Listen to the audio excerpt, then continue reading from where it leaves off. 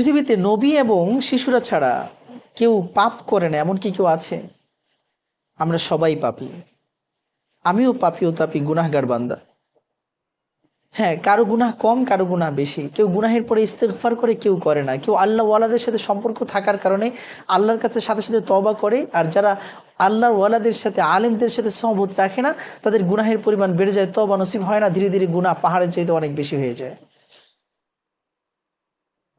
তো আমাদের গুনাহ যেহেতু প্রতিনিয়তই হয়, ফলে আমাদের গুনাহ মাফ হওয়ার মাধ্যমগুলো বেশি বেশি খোঁজা তালাশ করা দরকার।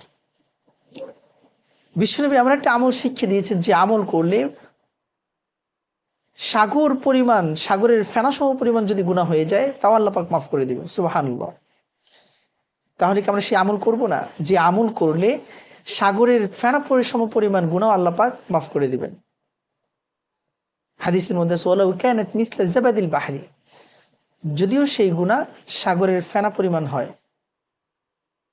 এই জন্য আমাদেরকে খেয়াল রাখতে হবে। বিশ্বনবী মুহাম্মদুর রাসূলুল্লাহ সাল্লাল্লাহু আলাইহি সাল্লাম বলেছেন, যে মুমিন বান্দা প্রত্যেক নামাজের পরে ৩৩ বার সুবহানাল্লাহ, ৩৩ বার আলহামদুলিল্লাহ, ৩৩ বার আল্লাহু আকবার, এবং ৩৩, ৩, ৩৩, ৯৯, লাস্টে একবার লা ইলাহা ইল্লাল্লাহু ওয়াহদাহু লা শারীকা লাহু লাহুল মুলকু ওয়া লাহুল হামদু ওয়া হুয়া আলা কুল্লি শাইইন কাদির। এই ছোট্ট দোয়াটি পড়বে, আল্লাহ সুবহানাহু ওয়া তাআলা তার সকল গুনাহ মাফ করে দিবেন, যদিও তা সমুদ্রের ফেনা পরিমাণ হয়। অবশ্যই বড় গুনাহের জন্য তওবা করতে হবে। ফুকাহায়ে কেরাম বলেন, গুনাহে কবিরার জন্য আমাদেরকে তওবা করতে হবে। তো এই জন্য আমরা প্রত্যেক ৫ ওয়াক্ত নামাজের পরে আজকে থেকে এই আমল করব।